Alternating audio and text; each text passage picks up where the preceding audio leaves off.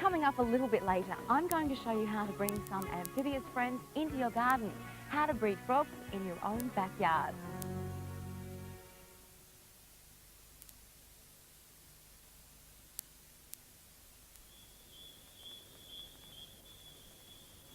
Many people would recall summer nights when there were choruses of frogs in the garden. The green tree frog in particular used to be thought of as being synonymous with tropical Queensland. Today, the same people may miss the evening serenade and wonder why. Well, it's a sad fact that over the last 10 years, the world's frog population has declined by over 90%. The reduction in Queensland frog numbers is largely due to development, which has resulted in the loss of breeding sites and vegetation, spraying of insecticides, and of course the introduction of the dreaded cane toad. Dr. Glenn Ingram is an expert on frogs and their breeding habits and has some handy hints that might help us make a small impact on rebuilding Queensland's frog population. Glenn, how important to our ecosystem is the frog? Well, the frog's very important as being a consumer of pests. For instance, they eat mosquitoes, cockroaches and even mice. Wow. But most importantly, they're excellent environmental indicators. So why have we seen such a reduction in numbers, particularly here in Queensland?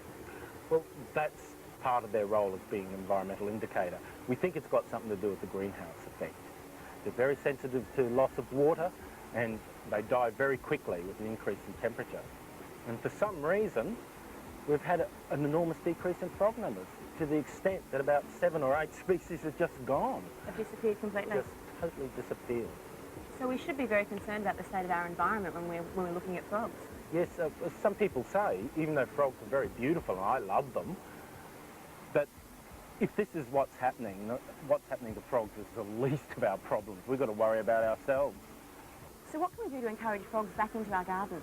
It's very simple. All you've got to do is build a pond and put vegetation around it.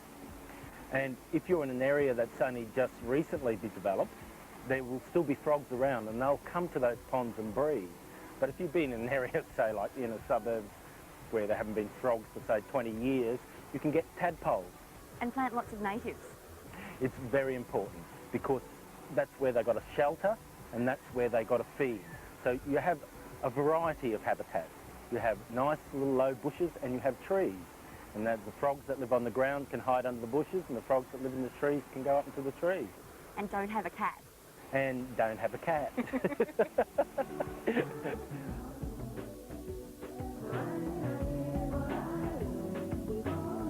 Although it's not likely the frog population will ever increase to the levels most of us will remember, it seems that it's quite easy to build up a frog colony in your own backyard. Now, Pauline, you've managed to create an absolute frog heaven in a small inner-city backyard. Congratulations. Thank you. Now, you obviously planted all this and put the pond in with the intention of bringing frogs in? I already had a bucket of frogs and I had to build a home for them, simple as that. Wow, so how did you get started? By accident. I came home with a bucket of frogs from a friend, started off with a baby's bath, then a terracotta pond from Mappin Nursery, and then the frogs, I had too many babies, and I went out and bought a second pond, and I thought this is getting expensive. So I got a spade and I dug a hole. And it all came from there. So how long has all of this taken to establish? This is 14 months old now.